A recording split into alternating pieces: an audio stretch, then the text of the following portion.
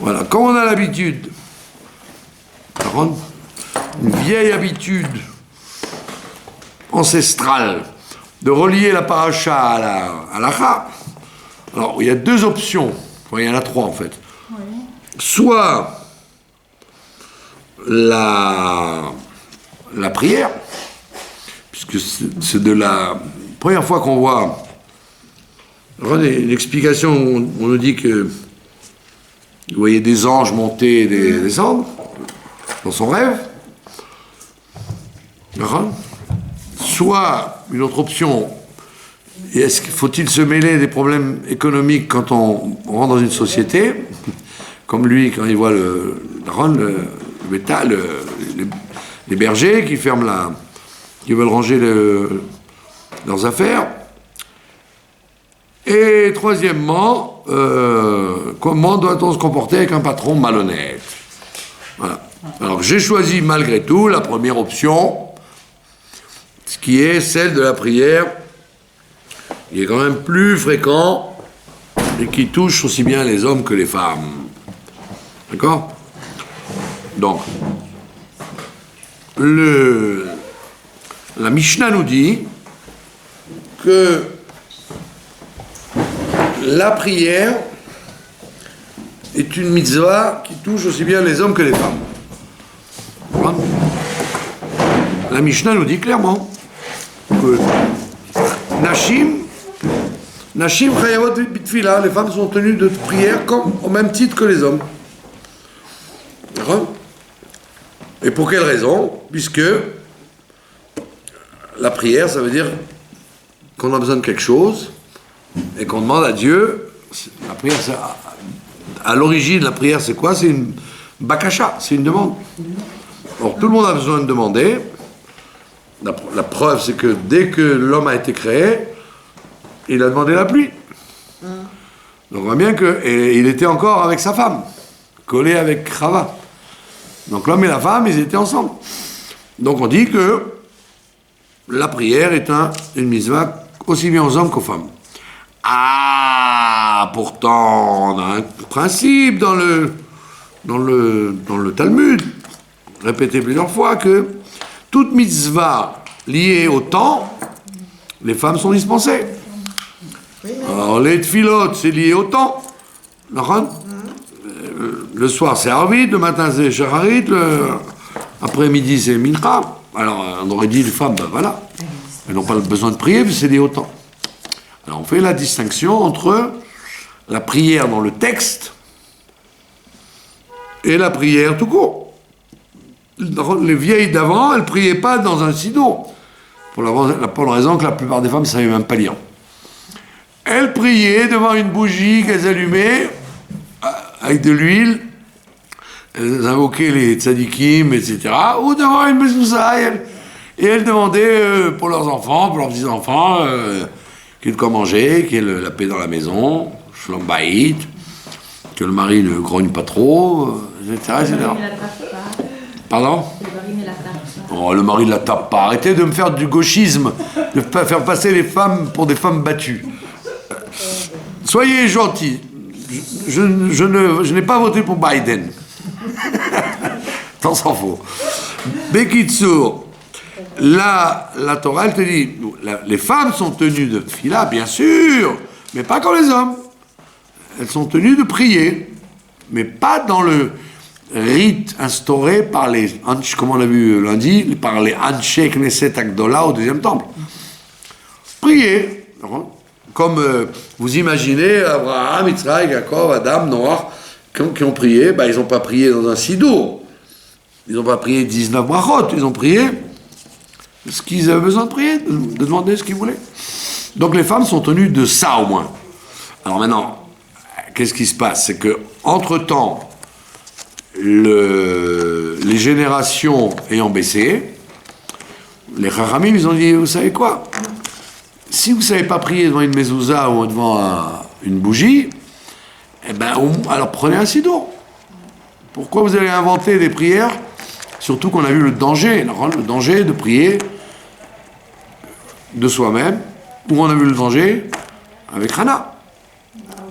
Hana, elle a prié que son fils y soit pour toujours au service de Élie dans le Mishkan, et le pour toujours a été traduit, toujours, Léolam, c'est 50 ans. On l'a prise au mot. Et donc il a vécu 2 ans quand il arrive, et 50 ans. Donc c'est dangereux de... Si je laisse les gens prier ce qu'ils veulent, ils vont peut-être faire dire des bêtises et des choses qu'il ne faut pas dire. Comme les Marocaines, quand le gosse il tombe, Kaparalik!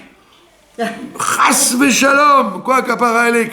Je pars pour toi. Pourquoi tu pars? Pourquoi tu as besoin de partir? Qui t'a dit que dans la vie, il faut choisir? Rendre la vie de celui-là ou la vie de celui-là? Ne dites pas de bêtises, Kaparalik. C'est quoi ça, Kaparalik? Et comme ils disent les Israéliens, en Neshama, d'où ça vient Neshama? Ça vient Neshama, c'est-à-dire mon âme part à l'avant la tienne. Qui t'a dit qu'il faut faire ça? C'est dangereux de faire ça. Ça veut dire que ton âme part à... Ben oui, c'est qu'il loue, on échange la vie d'un vieux contre la vie d'un jeune. Donc on dit, ne joue pas avec ça. Et Capara, c'est pareil. Ben oui, c'est que je parte en expiation à cause pour toi, mais on n'a jamais... On n'a jamais dit qu'il fallait mourir. Oui, Pourquoi il y a besoin de parler de mort? Donc de là, on voit que les Haramim, ils ont eu peur que quand une personne s'amuse à prier d'elle-même, d'inventer le texte, elle va dire des choses fausses. Alors on a dit, ne te casse pas la tête. Dans les générations modernes, où le Chavetz Chaim, il a ouvert les bêtes, comment dire, Yaakov, et donc de plus en plus les femmes et les filles ont appris à lire et se débrouiller dans un siddur. On a dit, au lieu de prier spontanément devant une mezouza ou une bougie, une flamme, prie dans un siddur. Donc la femme n'est pas tenue de prier au niveau du temps. Donc on lui dit, bon, en fonction de l'heure, tu vois l'heure qu'il est, tu veux prier maintenant? Alors prie la tefila de ce moment-là. Comme ça, tu ne te casses pas la tête. Si c'est le matin, tu pries Shacharit. Si c'est l'après-midi, tu pries Mincha. C'est le soir, tu pries Arvit. C'est pour. Il n'y a pas toute la prière, c'est-à-dire par exemple si on fait Shacharit. La prière, quand on dit la prière, c'est la Hamida. Voilà. C'est ça l'essentiel. Le reste, c'est des préparations et des remplacements de korbanot, etc., qui sont réservés qu'au tzibour, à l'origine, même pas à l'individu. La vraie prière, c'est Le schéma, quand même. c'est la Hamida. Voilà. Le schéma, l'essentiel. Que viens-je vous dire? Le schéma, quand même... Voilà, on ne peut en faire que la Hamida. Alors maintenant, la plupart des femmes étant des bigotes, que Dieu les bénisse, elles se croient obligées de faire les brachot le Kriyat Shema et les psuké de Zimra. En vérité, c'est pas obligé. Il suffirait de faire que la Hamida. Et là, évidemment, de préférence, comprendre ce qu'on dit. Quand tu dis Goël Israël, que tu saches que à l'origine, c'est la Géoula des problèmes que tu as dans la journée. Que Dieu nous libère des problèmes qu'on a dans la journée. Mais à l'intérieur de la Donc l'Amida, c'est le standard pour tout le monde. Alors il y a des brachot où on loue Dieu, avant et après, et entre les deux, il y a 13 brachot qui sont des demandes. La guérison, la parnassa, le rassemblement des exilés, la construction de Jérusalem, etc. Donc ça, comme on dit chez nous, ça mange pas de pain. Tu ne dis pas de bêtises, tu ne demandes pas des choses qu'il ne faut pas, et donc tu t'engages pas à des choses graves, capara et compagnie. Tu dis des choses exactes. Oui, mais vous disiez le jour que les bakachot, c'est dangereux. Et donc là, c'est plein de bakachot, en fait. Les bakachot, c'est dangereux quand tu inventes. Mais quand les Chachamim te les ont fixés, la première bakasha qu'on demande d'ailleurs, vous l'avez connu, c'est quoi la première bakasha qu'on demande?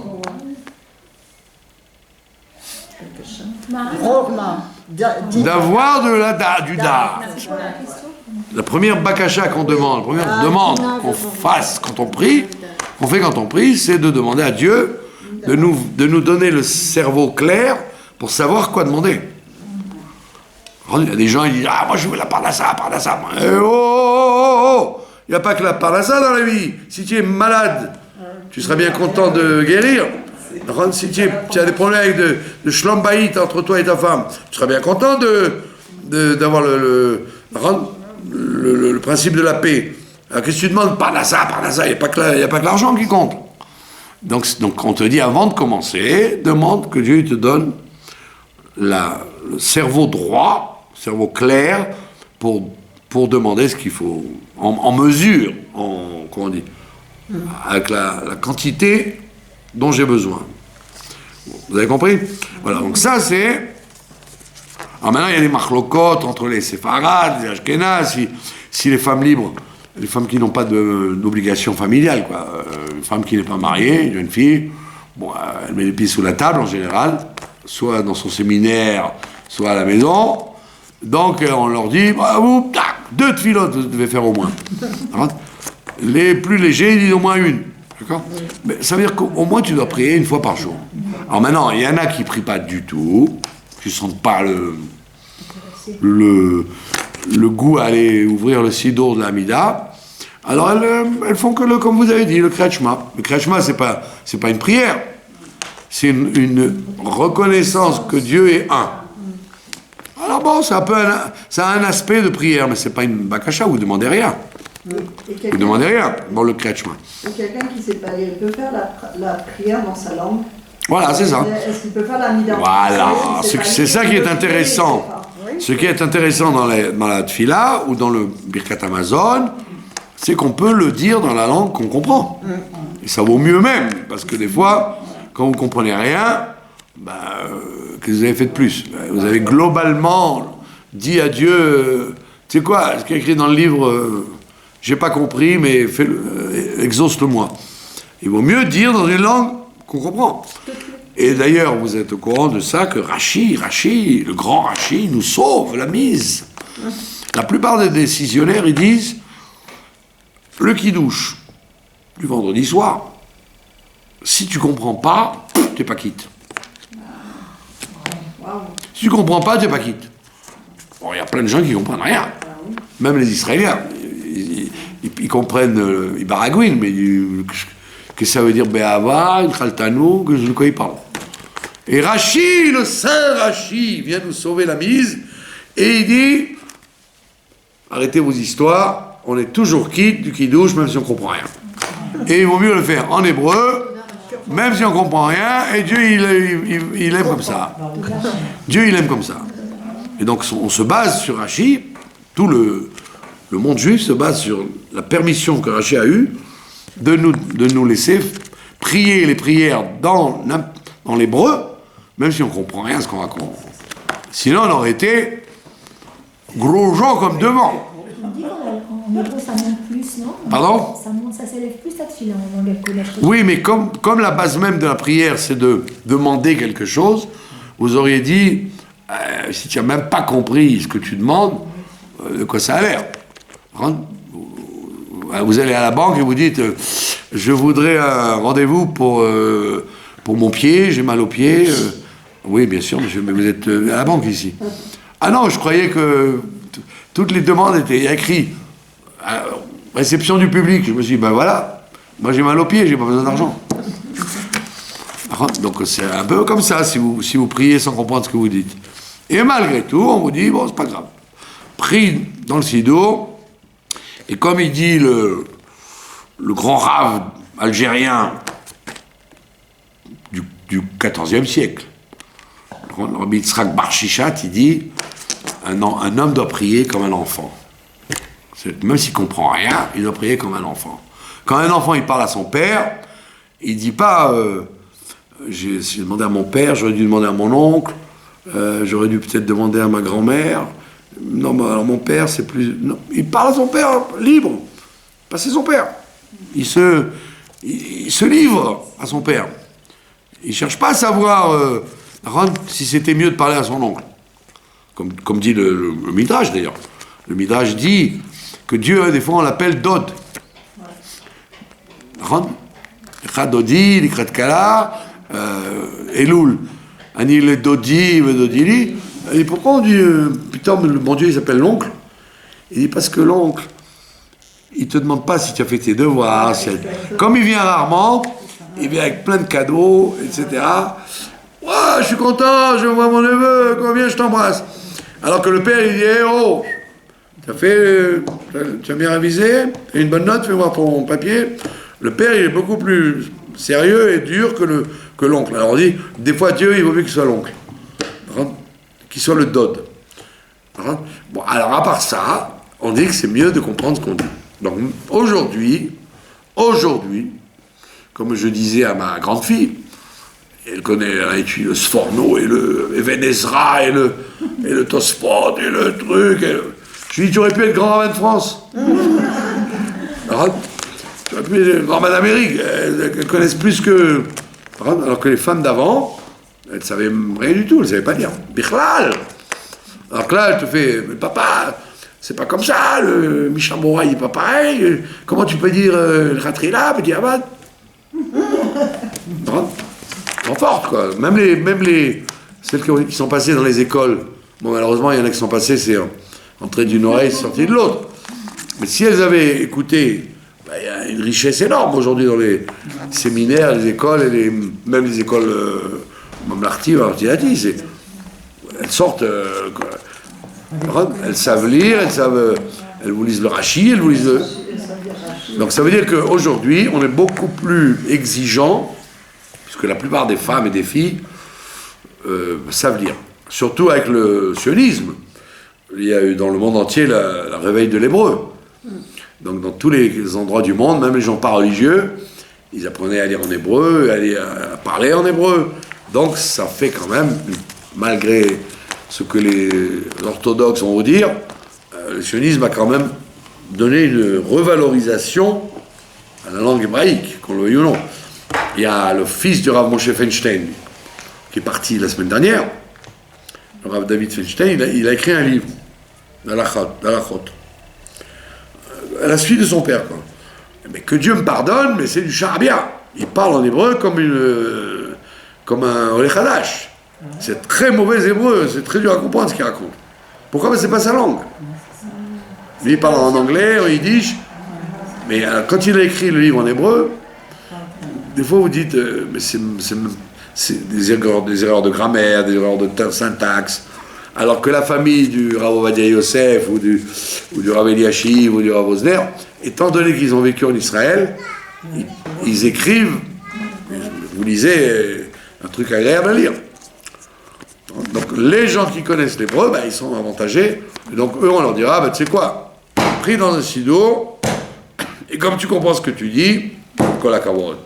La preuve, régulièrement, ma femme elle me demande, on dit Mashivarouar, on change, c'est-à-dire que les gens demandent, quand est-ce qu'on change, quand est-ce qu'on ne change pas. Voilà. Ça c'est pour la tfila. Donc vous n'avez aucune raison d'être dispensé, vous êtes tenu de prier. Tout le monde doit demander quelque chose. Maintenant, tu n'as rien à demander, demande quand même. Parce qu'on a toujours quelque chose à demander. Quand on vous remercie. Si ça va bien, Merci. tu remercies. Si ça va pas, alors demande que ça aille mieux. Donc tu as toujours besoin de demander. Ne dis pas, oh là là, moi, je me sens pas, j'ai besoin de rien, je demande rien. Mais demande. Il y a toujours quelque chose qui nécessite un mieux. D'accord? Voilà. Qu'est-ce que vous vouliez dire? J'ai oublié. Vous avez oublié, et vous voulez que je m'en souvienne. Voilà. La femme qui ne prie pas, par exemple, qui ne prie pas, mais qui lit les Tehillim tous les jours. Voilà, c'est de la prière, ben oui. Les Tehillim, c'est rien d'autre que des demandes. Ok, et est-ce que vous voulez lire en... Le roi David, c'est quoi? Je me sens pas bien, aide-moi, viens-moi en aide, il y a des ennemis qui m'attaquent. Qui c'est les ennemis? Lui, il dit, Donc on est tout le temps à demander quelque chose dans le roi David. Donc le Tehillim, elle passe partout. Ça, c'est vraiment la porte à toutes les bonnes choses. Quelqu'un qui ne sait rien, allez, Tehillim. C'est tout dedans. Okay. Un jour, il y avait le roi David, c'était le chef du Sanhédrin. C'était pas un guitariste Harpiste. un guitariste harpiste. C'était le chef du Sanhédrin. Donc tout son texte, tout son livre, c'est bourré de Torah. C'est que de la Torah. Donc même quand tu comprends rien à ce que tu dis, tu manipules des raisonnements de la Torah, des secrets de la Torah, des choses extraordinaires. Et il y avait un Lituanien qui disait, moi, je ne connais que la Gemara. Tehillim, c'est pour le peuple. Alors il y a un chassid qui lui a dit, mais tu sais que David Ameller, c'était un très grand talmudiste. Il dit alors, c'est-à-dire que même quand tu fais Tehillim, ne crois pas que tu ne fais pas de la Torah. Donc quand tu fais Tehillim, c'est ça l'avantage, tu fais en même temps Torah et en même temps prière.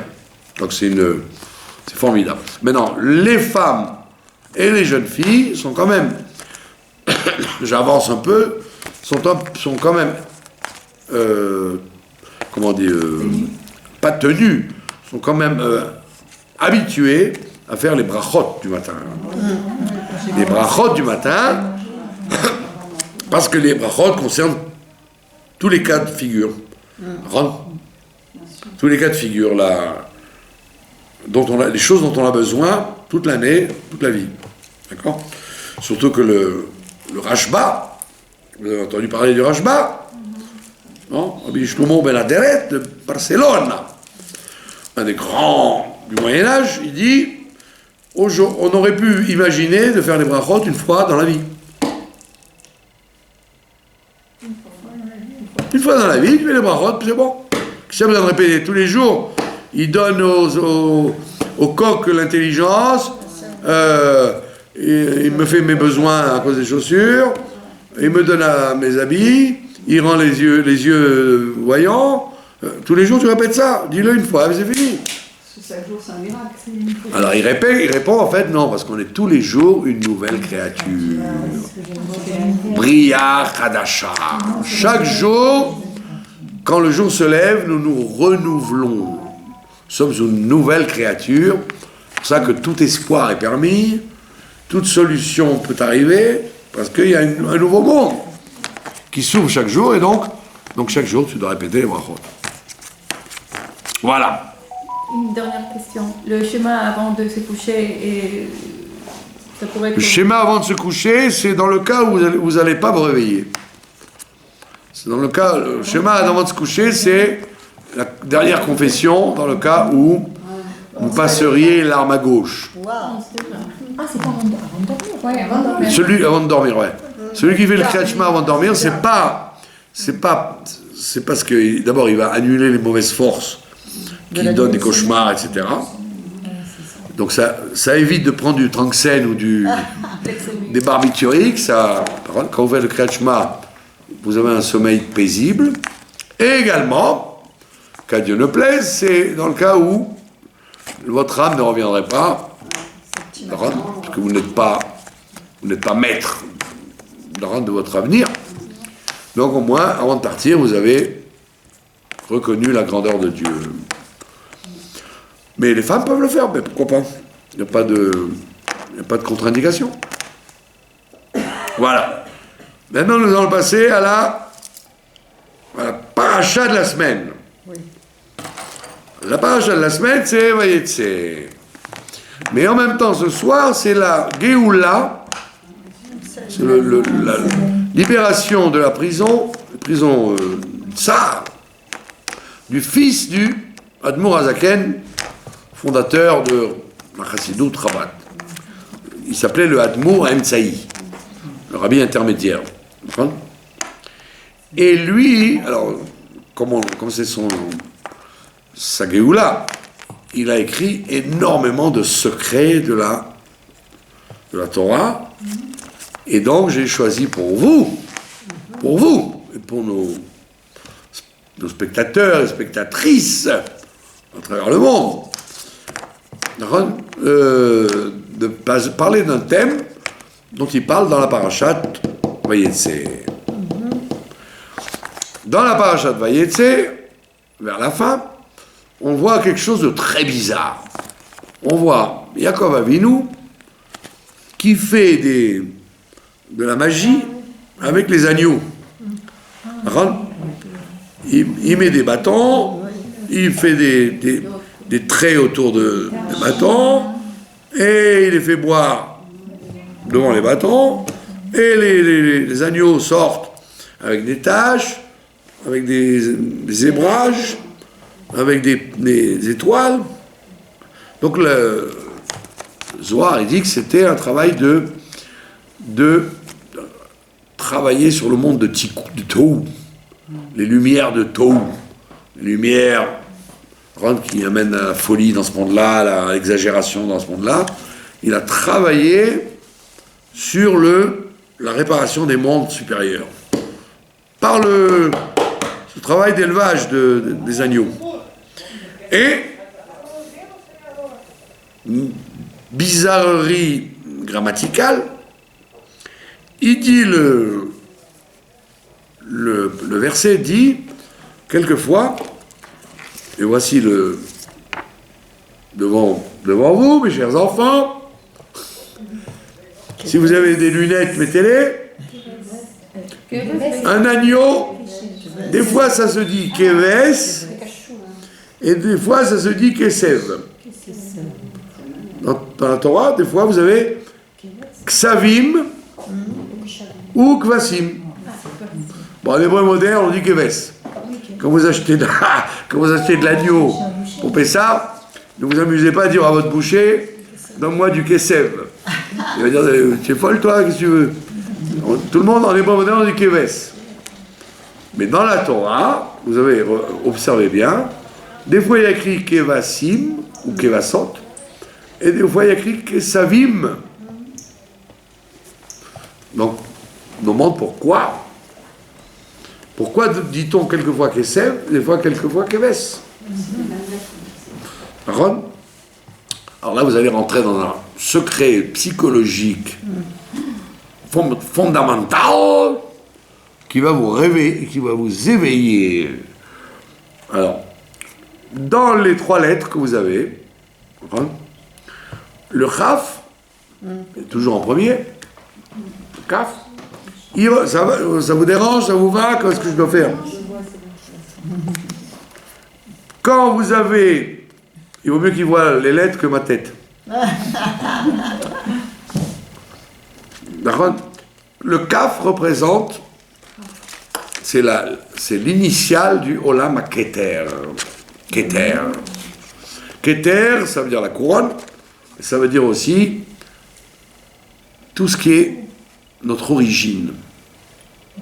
Nous tirons nos forces, notre âme tire ses forces du monde du Keter.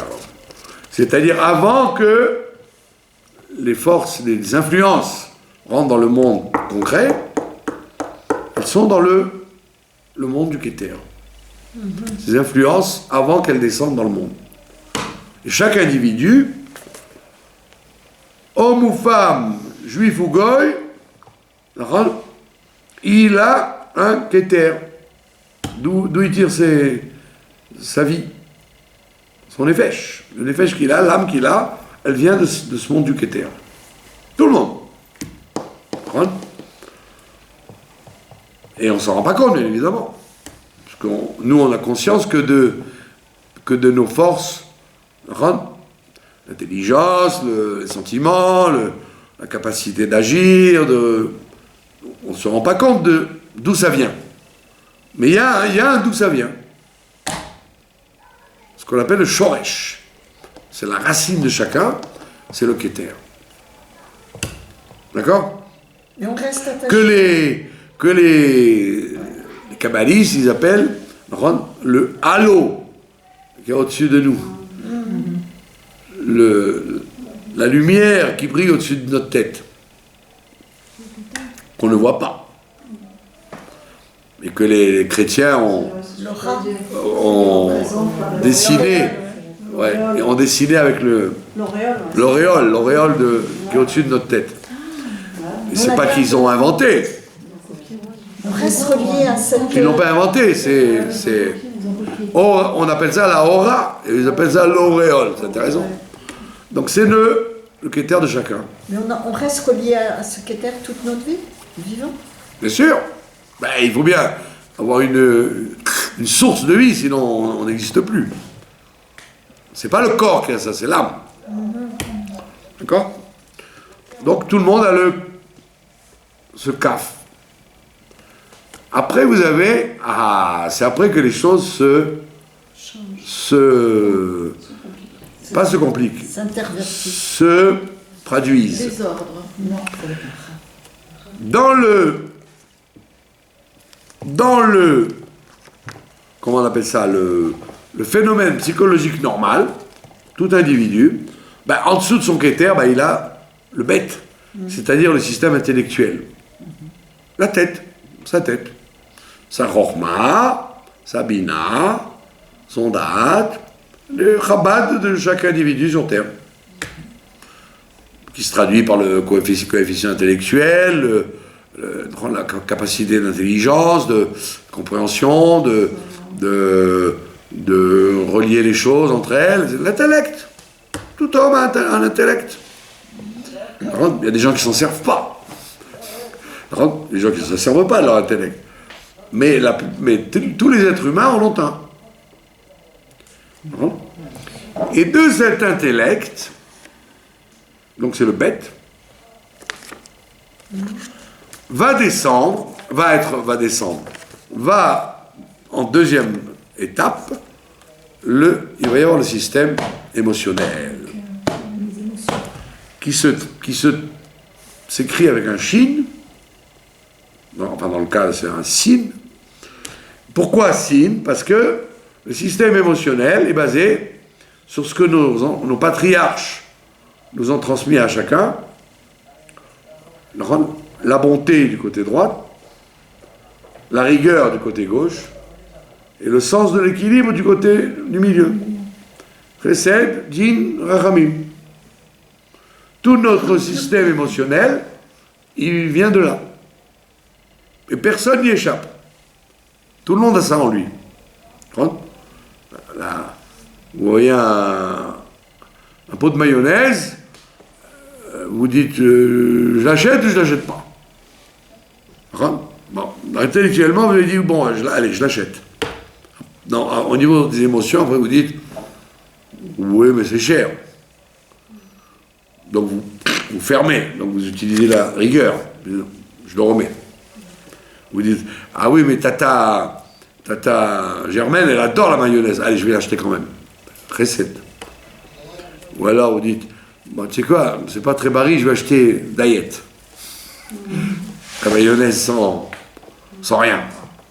Donc, chaque fois, vous allez utiliser dans votre réaction par rapport au monde une mida de bonté, de rigueur ou de moitié-moitié. Toujours, tout le monde. Évidemment, il y a des ramifications. Les trois Chines, les trois patriarches, se ramifient après dans les tribus. Les tribus. Vous allez être Zevulun, homme d'affaires, Issachar, réflexion de la Torah, Asher, heureux, content de son sort. Bien sûr, il va y avoir des ramifications, émotionnelles au cours de la vie, au cours du. D'abord, vous n'avez pas le même système émotionnel quand vous avez 5 ans que quand vous en avez 50. Donc, tout évolue, mais les bases restent. Donc, chaque individu, il a donc son Keter quand il est, au-dessus de sa tête, depuis qu'il est né, un système intellectuel et un système émotionnel. Et dans le cas de Keves, Les émotions sont en vérité la suite de l'intellect. C'est parce que j'ai réfléchi comme ça que je ressens comme ça. Vous avez compris? Si j'ai réfléchi autrement, je ressentirai autrement. Donc ce sont les émotions, conséquences de l'intellect. De la réflexion. Ça c'est tout Ben Adam, juif, goy, femme, homme, enfant, adulte, est fabriqué comme ça. Maintenant vous avez remarqué, mes chers enfants, que dans la vie, c'est pas toujours comme ça. Disait le philosophe, le cœur a ses raisons que la raison ignore. Ça veut dire que vous avez parfois, quelquefois, des sentiments, des ragachotes qui n'ont rien à voir avec l'intellect, qui sont plus forts que l'intellect. C'est le Kessev.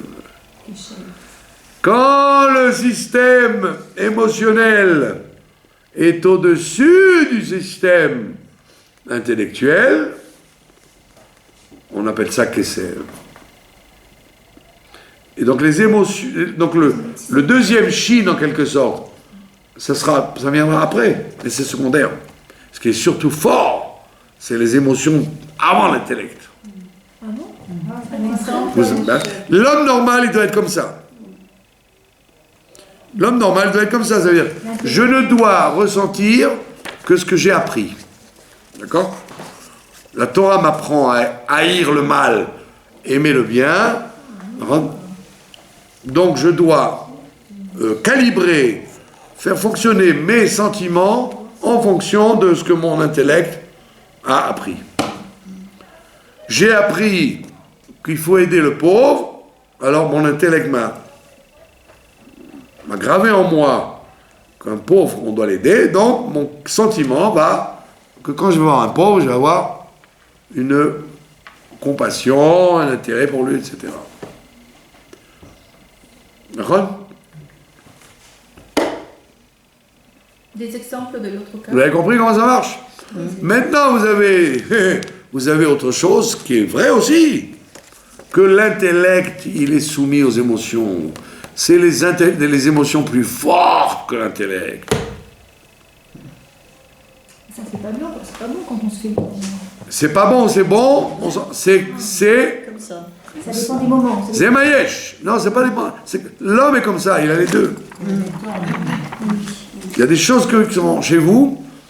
Vous voyez des gens, par exemple, ils auront beau étudier la Torah, prier, habiter 100 ans dans le même endroit, ils continueront toujours à vous répéter « Ah non, mais les Tunisiens, ils sont comme ça. Non, mais les Ashkénazes, ils sont comme ça. » Il y a des réactions émotionnelles qui, en vérité, sont au-dessus de l'intellect. Parce que l'intellect, il n'a pas été touché du tout.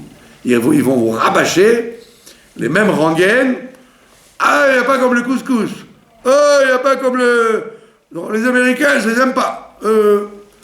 Il y a des choses qui sont sentimentales et qui n'ont rien à voir avec l'intellect. Vous pouvez 100 ans travailler sur l'intellect d'une personne, après 100 ans, elle va encore vous sortir des vieilleries, des vieilles valises qu'elle a dans ses midotes au-dessus de l'intellect. Donc quand c'est des midotes positives, alors qu'elles soient profondes, bravo, kol hakavod, c'est bien, garde-les. Garde-les.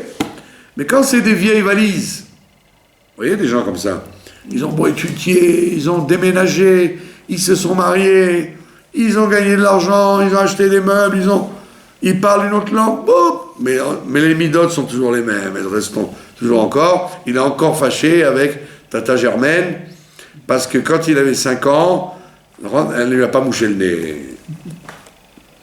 Je dis, mais je comprends pas. Avec toute la Torah que tu as apprise, ou la fac, tu as été à la fac, tu es docteur, tu tu es de conférence, tu continues à ressasser des vieilleries, tu te promènes avec tes valises que ta grand-mère ou ta belle-mère t'a fait ça. C'est ce qu'on appelle les sentiments au-dessus de l'intellect. Et ça, mes chers enfants, amusez-vous à les changer. Le Kessev, c'est plus fort que le Keves. Parce que là, c'est les midotes molles. Donc, d'après l'intellect, elle travaille comme ça, elle change. Mais alors que là, c'est les midotes qui viennent au-dessus. Et ça demande un travail considérable de bonnes actions, de prière, de profondeur, pour arriver à ce que les midotes qui sont au-dessus de l'intellect soient changées. Parce qu'il n'est pas question, ce schéma que je vous ai montré, il n'est pas question de le laisser comme ça. Le premier, on comprend très bien qu'on peut remplir la tête de théories et changer les sentiments, mais c'est en vérité pas, on n'a pas changé la profondeur des sentiments, on n'a pas changé la racine, on a changé que les conséquences. Mais les sentiments profonds, on ne les a pas changés. Je me suis toujours posé une question fondamentale. Le Sefer Bereshit, vous me suivez, non? Bien, vous me suivez bien. Hein? Le Sefer Bereshit, c'est un livre de psychologie élémentaire. On voit tout ce qu'il faut faire. Ne pas être ingrat comme Madame Arishon, ne pas être violent comme Caïn, avoir la foi comme Abraham, avoir la ténacité comme Yitzhak. Bon, c'est un livre de règles de vie. Comment doit-on vivre? Comment doit-on se comporter dans la situation? Et parmi ça, il y a 3 mitzvot. Une mitzvah d'avoir des enfants, une mitzvah de faire la brit mila aux enfants, et la 3e qu'on va voir la semaine prochaine, ne pas manger le nerf sciatique des bêtes. Voilà, il y a 3 mitzvot. Mais il y a une base fondamentale sur laquelle on aurait dû mettre l'accent, c'est sur l'ech lecha, va-t'en. Quitte ta maison familiale. C'est-à-dire, prends du recul. Tes parents n'étaient pas des gens parfaits. Donc ne leur ressemble pas sur tout, je t'en supplie. Ressemble-leur sur leurs qualités, mais pas sur leurs défauts. Donc, l'ech lecha, ton pays aussi, arrête de nous saouler avec « Ah, la France, c'était comme ça. Ah, la Tunisie, c'était comme ça. » Arrête de nous saouler avec « Mola de Techa », là où tu es né. Et aussi, arrête de nous saouler avec toi-même. Bouge un peu, change. Donc, les 3 dimensions qu'on demande à Abraham, l'ech lecha, mi artsecha, mi voladetecha, mi betavicha, c'est à mon avis, humble avis, la base de tout le progrès de l'individu sur Terre. S'il n'évolue pas de ça, il n'avancera pas, il restera toujours enfermé dans son exil, dans son Égypte. D'accord? Et ça, on voit que on ne met pas tellement l'accent sur l'ech lecha. Bon, allez, on passe à l'ech lecha, après il y a autre chose. Mais c'est la base. Va-t'en, l'ech lecha. Évolue. Combien de gens vous connaissez qui évoluent? Qui sont capables, après 20 ans, 30 ans, 50 ans, d'avoir un autre discours, d'avoir une autre approche des choses. Les gens qui, en général, la plupart des êtres humains, tochanim maïm, comme on dit. Ils n'arrêtent pas de pédaler dans la choucroute. Toujours leurs mêmes problèmes, toujours leurs mêmes réflexions, toujours leurs mêmes inquiétudes, toujours leurs mêmes projets. C'est rare de voir les gens qui ont décollé. Et d'où ça vient? que le Shin, le Kesev, il est très fort. Il est tellement fort qu'il est plus fort que le bête, que l'intellect. Et donc vous avez beau passer des couches d'intellectualisme, du moussard, du midrash, de la halakha, de la présence d'un certain milieu, de la chassidoute, tout ce que vous voulez, vous voyez que le Shin, les midot profondément enracinés, est très dur à changer. Et pourtant, c'est ce que te dit le Admor Al-Saïd, il te dit l'homme est venu sur terre pour ça aussi. Pas seulement pour faire des bonnes actions et avoir de bonnes idées et avoir des bons sentiments. Ça, c'est au niveau primaire. Au niveau profond. Être un autre. Être autre. Donc, c'est pour ça que c'est le travail que Yaakov a fait. Yaakov Avinu, il a fait ce travail de travailler pas seulement sur les kvasim, mais il a travaillé sur des ksavim. Ah, c'est ça aussi. C'est ça l'astuce. C'est que notre ancêtre, Yaakov, pas les autres, il a donné la force que les êtres humains, que les générations qui vont venir, soient capables de se transformer au niveau de leur midot profonde. Il y a des familles, par exemple, qui sont profondément bonnes, et la mida, elle reste. Elle se transmet de père en fils, de famille en famille. Et il y a vous avez des trucs que vous avez reçus en héritage, pas seulement le keves, mais vous avez reçu le kesev.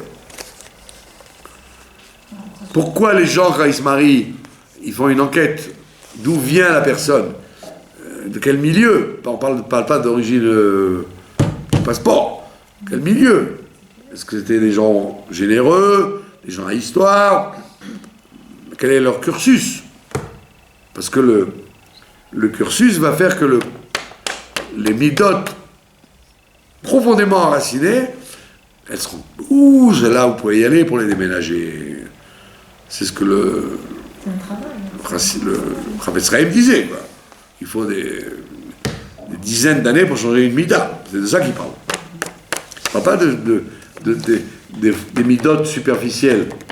Ah, j'ai entendu que c'est bon d'être donné la tzedaka. Tiens, voilà, prenez la tzedaka. Ça, c'est superficiel. C'est beau, bravo. C'est bien déjà qu'il ait mis en pratique ce qu'il apprend. C'est merveilleux, ça, d'être un keves déjà. Mais on te dit, va plus loin. Il faut que tu sois un kesev. C'est-à-dire que tu te prennes en main en disant, mais pourquoi je ressasse cette rancœur vis-à-vis de telle personne après tellement de temps? J'aurais dû l'oublier.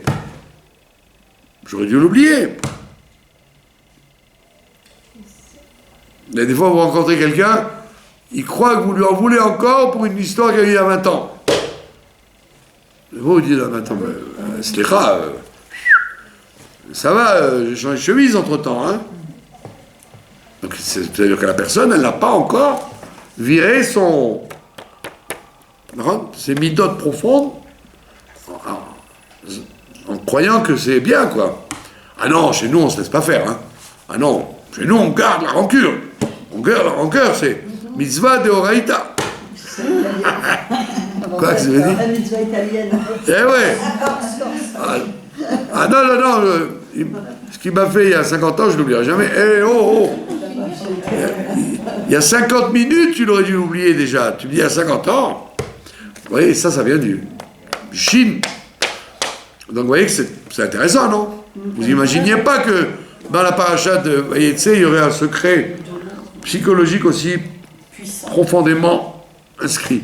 Et donc voilà notre travail, puisque Yaakov nous a ouvert le tsinor, il nous a ouvert la route de transformer même les midotes profondes que nous avons à la naissance, donc qui viennent de notre keter. Tout ça vient de la Ora Tu peux rien. C'est pas que tu t'es inventé un.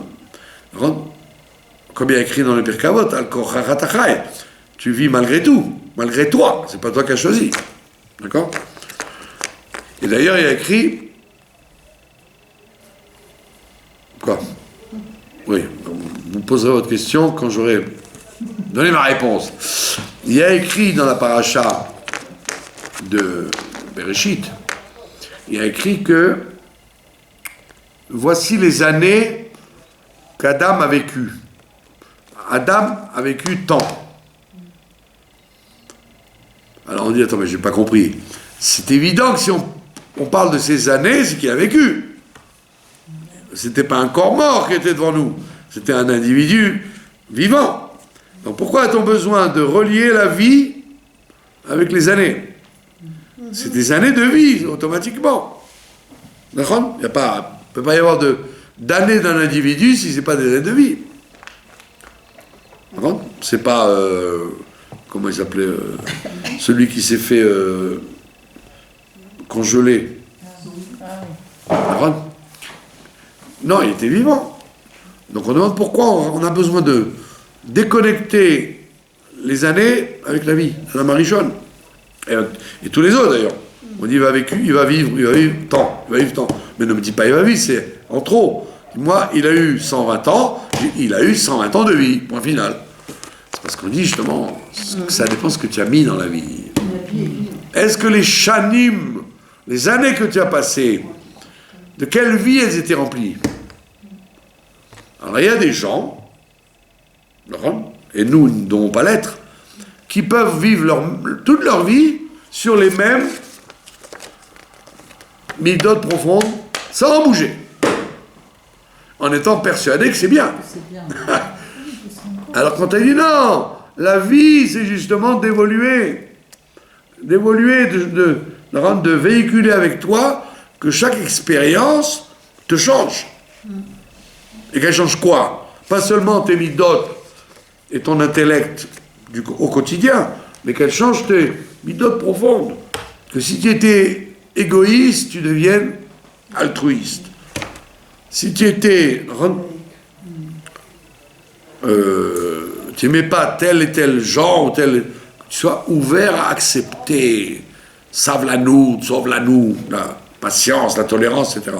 Tout ça, c'est le travail du chino que c'est. Dans les problèmes de Shlom Bayit, c'est gros comme des maisons.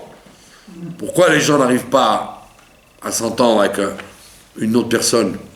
Parce qu'ils sont incapables de remettre en cause leur midot profonde.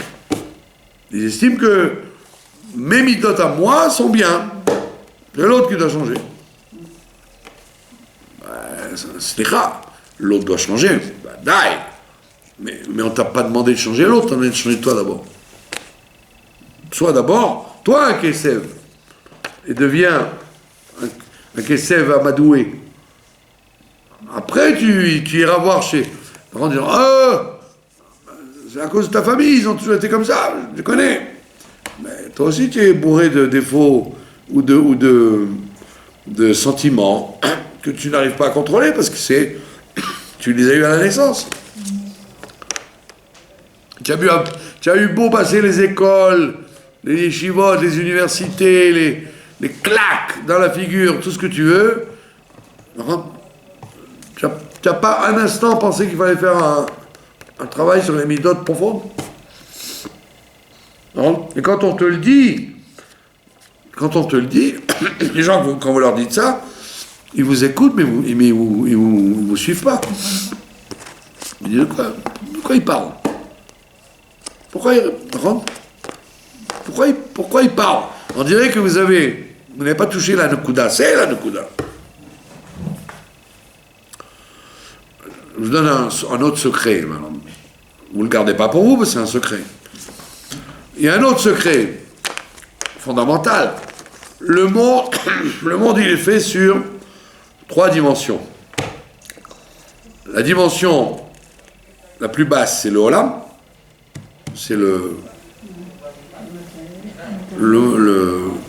l'espace. l'espace, et tout le monde le voit, tout le monde l'appréhende.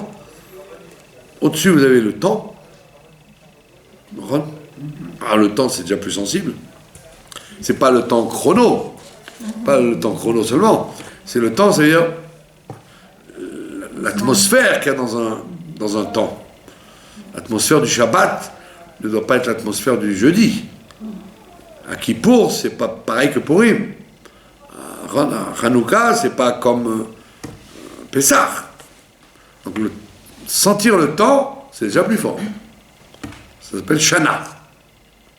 En plus, Shana, c'est la chante chinouille. C'est-à-dire changer, sentir le changement. Vous voyez bien qu'avec cette histoire de Corona, on est rentré dans un autre temps, une autre ère. Mais le monde commence à basculer dans une autre vision des choses. Et au-dessus de tout ça, vous avez le Nefesh. Le Nefesh, ça veut dire qu'est-ce que l'individu est vraiment. C'est les trois dimensions, Olam, Shana, Nefesh. On vit avec ça. C'est pour ça que là, toute mitzvah, toute chose doit se faire en fonction de ces trois dimensions. Vous êtes quel Nefesh? Oh, donc vous devez fonctionner dans tel Shana et faire tel et dans tel Olam. Vous avez toujours trois choses qui vous suivent avec vous. Votre Nefesh, dans un temps particulier et dans un endroit particulier. Et c'est évident que chaque temps et chaque endroit ne peuvent pas avoir la même réaction. Vous ne pouvez pas, quand vous arrivez dans les maisons mortuaires, vous n'allez pas commencer à faire Navanagi, Navanagi. Vous allez faire une tête d'enterrement. C'est normal. C'est pas que vous êtes hypocrite. C'est que vous devez ressentir le temps que vous êtes en train de vivre et l'endroit que vous êtes en train de fréquenter. Bravo! Si vous ne faites pas ça, les gens vous disent nous, c'est honteux. Vous rigolez, vous n'êtes pas venu pour rigoler. D'accord? Donc on voit bien que tout le monde est basé sur Olam Shana Nefesh. Mais vous avez des gens, que Dieu les bénisse, qui toute leur vie, ils relient tout au Olam. Olam. C'est ce que je vous ai dit il y a 3 minutes. Il est mal élevé celui-là. C'est un Tunisien. Marrakech. Pourquoi il n'y a pas des Polonais mal élevés? Et il n'y a pas des Goïms mal élevés? Quel rapport tunisien?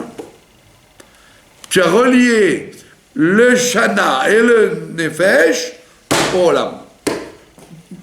Parce qu'il est né en Tunisie, il est mal élevé. Mais quel rapport? Je t'attraperai, toi, en étant mal élevé, plus que tous les Tunisiens de la terre. Donc vous voyez bien qu'il y a des tas de réactions que les gens ils ont, de tout reniveler au sujet du Olam. C'est comme ça. Ah, il a bien fait. Ah, elle a bien cuisiné. On voit bien que c'est une Marocaine. Je connais des Marocaines qui n'ont jamais mis les pieds à la cuisine. Quel rapport avec le Olam? Qu'est-ce que tu traduis tout en Olam? Il y a le Shana. Quelqu'un, il est gentil peut-être parce qu'il est vieux, mais peut-être quand il était petit, il n'était pas gentil. Donc le Shana, le temps, a joué sur son comportement. Et le Nefesh aussi, le Nefesh. Il y a des gens qui ont une âme large, il y a des gens qui ont une âme mesquine. Nefesh. Comme je dis à la plupart des gens qui parlent, je leur dis, à part le Rambam, il dit qu'à part certaines régions où il y a des assassins, et des régions qui font sécréter des gens plus intelligents que d'autres, à part ces deux choses, le reste, bon, on n'a pas le droit de le faire. On n'a pas le droit de faire des généralisations en disant, comme il est français, alors il pense comme ça. Rien à voir. Le Rambam n'en parle pas. Le Rambam, il te dit qu'il n'y a que deux fonctions. La fonction criminelle et la fonction intelligence, qui sont en fonction du pays où tu es né. Il y a une liste. Il y a des pays qui sécrètent des gens intelligents, et il y a des pays qui sécrètent des criminels. Mais en dehors de ça, être bon cuisinier, généreux, Par contre, sensible, hospitalier ou pas, ça dépend pas d'un endroit particulier. Donc on voit bien que ce Yetzer Hara de tout traduire en Olam, c'est l'endroit où il est né qui le rend comme ça. C'est un truc qui vient du Shin, qui est au-dessus des sentiments, au-dessus de l'intellect. Tout traduire aura des pâquerettes. Mais d'où il sort ça, le Rambam que... Pardon ? D'où il tire ça, le Rambam, qu'il y a des pays où... Parce qu'il y a écrit dans la Torah qu'il y avait 3 villes de refuge qui étaient dans une région particulière. Ah, d'accord. On demande pourquoi. Il dit parce que c'est un endroit qui sécrétait les criminels. D'accord. Comme par hasard, c'est la Syrie et la Syrie l'Irak. C'est des gens qui ne savent pas régler autrement que à la bombe. D'accord ? Les intelligents. Ou les pays, voilà, il dit que les gens du Nord sont plus intelligents que les gens du Sud. Les gens du Sud, le soleil rend abruti. Alors que le Nord, le froid, oblige à être intelligent. Pardon ? Le froid, ça conserve. Ah oui. Ça ne conserve pas seulement, ça réveille les ménages. Alors que le soleil, il endort les ménages. Il y a des clanimes liés au climat. Mais c'est pas pays. C'est global, très global. Voilà. Quelle question vous aviez ? Vous avez répondu à toutes. Ah, j'ai répondu. Vous voyez que je suis presque prophète. Est-ce que vous avez des questions ? Allez-y, fort, il faut qu'on vous entende. Si j'ai bien compris. Il faut qu'on vous entende, sinon je ne réponds pas à une question. Si les gens vont dire, à quoi il a répondu ? Si Criez j'ai bien fort. compris, si j'ai bien compris, vous venez de dire que les Kesser, on est avec, il y a une certaine prédisposition, on nous fait comme ça. Ben oui, Notre ça vient du être CAF. est né comme ça. Ça vient du CAF, donc tout le monde a, Idiot comme ça. tout le monde a KSBS et tout le monde a KSF, tout le monde. C'est ça ? À partir de quel moment on peut raisonner et se rendre compte Dès qu'on commence à prendre conscience que c'est grave de rester avec ces vieilles casseroles, eh ben il faut les jeter à... Parfois, il faut se faire aider aussi. Pardon ? Parfois, il faut se faire Bien sûr, parfois il faut se faire aider. Et si on ne peut pas se faire aider, On ne se rend pas compte, puisqu'on est né comme ça et on a vécu comme ça. Des fois, on ne se rend même pas compte que c'est pas des bonnes midotes. Nachon, c'est pour ça qu'il y a mes cours et c'est pour ça qu'il y a des rendez-vous dans la vie où on vous a... On a quelqu'un devant nous qui nous fait connaître ce qu'on a des Ouais, le vrai travail de Peut-être. Midas, c'est quand Bah, on sort. On est avec la Khevra, C'est dans quelqu'un, je sais pas. Nachon, bien On ne sûr. se reconnaît pas tout seul quand on est tout seul. Ouais, Il faut avoir un contact avec l'autre pour savoir qu'est-ce qu'on est normalement. Il faut avoir le contact avec le prochain. Mais il faut aussi, comme on a parlé de la société lundi, vivre en société. Le fait que vous viviez en société, automatiquement, ça vous interpelle. On se Parce que reconnaît. quand vous prenez des gifles, à force de répéter toujours les mêmes casseroles, quand on vous envoie des gifles, arrête de faire des généralités. Ben vous dites, ouais, peut-être, ils ont raison. Ça fait, tout le monde me dit la même chose, peut-être qu'ils ont raison. Vous connaissez le proverbe ? La Gemara, elle dit, quand tu rentres dans une ville, si on te dit, vous rentrez dans une ville, et je vous dis, vous êtes un âne. Vous dites, bon, il est fou, il me connaît ni d'Adam ni d'Ève, il m'a dit, vous êtes un âne. Le moral te dit, t'en tiens pas compte. Et dit, quand plus tard on te dit, vous êtes un âne, et tu dois te dire, ça doit déjà te réveiller là. Pourquoi une deuxième personne m'a dit encore, je suis un âne? Il dit, si une troisième te dit que tu es un âne, achète-toi une selle. Ah, d'accord. Ça veut déjà, pose-toi des questions, si 3 personnes qui ne se connaissent pas, hein, bien sûr, différentes, dans 3 occasions différentes, t'ont dit la même chose. Donc vous voyez bien que c'est vrai que je ne suis pas censé me connaître moi-même si j'ai pas eu la chance d'avoir des livres ou des maîtres ou des expériences. Mais à la Rome, en règle générale, tous les êtres humains, ils ont largement, par les claques qu'ils ont prises, ou non, ou les échecs qu'ils ont eus, etc., ils ont eu l'occasion de voir quand ils sont entrés dans un mur. Vous avez compris? Mais s'il n'y a pas eu ça, alors on dit, bon ben, il y a quand même des gens que tu vas rencontrer. Par contre, des réflexions de ta grand-mère qui t'a dit mon fils, tu veux pas être un peu moins insolent, un peu plus généreux? Ah, mais oui, laisse-moi tranquille. Et après, c'est ta belle-mère qui t'a dit ça. Elle te l'a dit, moi, gentiment, ta grand-mère. Et après, c'est ta femme. Et après, c'est ta fille. Alors, donc, si avec tout ça, tu n'as pas acheté une selle et tu n'as pas commencé à te changer, c'est que... Vous avez compris? Donc, c'est vrai que il est rare, il est très rare. Par contre, c'est même impossible, je ne disais pas correction. C'est impossible que quelqu'un n'ait pas eu dans sa vie de quoi recevoir des leçons de morale pour se changer un peu. Et donc, Admoraim Saïd te dit, tiens ça en toi, Kesef Keves, prends-toi en main, et Dieu t'aidera parce que le travail a été fait par Yaakov Avinu déjà. C'est pas que c'est, aujourd'hui on t'invente un truc pour... Et non! Qu'est-ce qui se passe? C'est qu'avant, pourquoi Admoraim Saïd a écrit ça maintenant? Parce qu'à travers le temps, les gens ils vivaient comment? Ils n'avaient pas le temps de chercher à savoir qui ils étaient. Il fallait survivre. Il fallait survivre. Quand la chassidoute est venue, pourquoi elle est venue si tard? Parce que maintenant, il y a de plus en plus de temps de vivre. Les gens ont le temps de vivre. Avant, ils n'avaient pas le temps de se regarder dans une glace. Il ne fallait pas mourir, il ne fallait pas... Les épidémies, il fallait chercher l'eau. Moi, la grand-mère de ma femme, c'est pas si vieux, mais je l'ai connue. Elle allait chercher de l'eau au puits. Il n'y avait pas d'eau courante. Et il fallait il fallait moudre le café. Comme dans la chanson de la Révolution mexicaine là-bas. Donc vous vous rendez compte le temps qu'il fallait pour un café? Donc avant que vous ayez le café sur la table, il y avait 3 heures. 3-4 heures. Alors qu'aujourd'hui, tac, une capsule, donc tout est...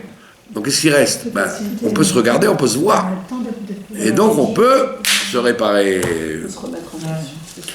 Donc en fait, la chassidoute est venue en son temps, parce qu'avant, il fallait échapper aux croisades, aux cosaques, à la mort. Il fallait survivre. Donc l'intellect, on le laissait au Arashi et à Rambam. Maintenant, non, on dit tout le monde peut réfléchir. Voilà. C'est pourquoi il faut... Pardon? Comment le travail est fait, on arrive à la Géoula maintenant. Mais Zrat Hashem, mais voilà, on arrive à la Géoula, donc le Mashiach, il veut qu'on soit bien présentable pour le recevoir. Voilà, demain soir, si vous n'avez rien à faire, il y a une vadoute en l'honneur de la libération de Admoraim Saïd. Shabbat Shalom et Gut Yom Tov.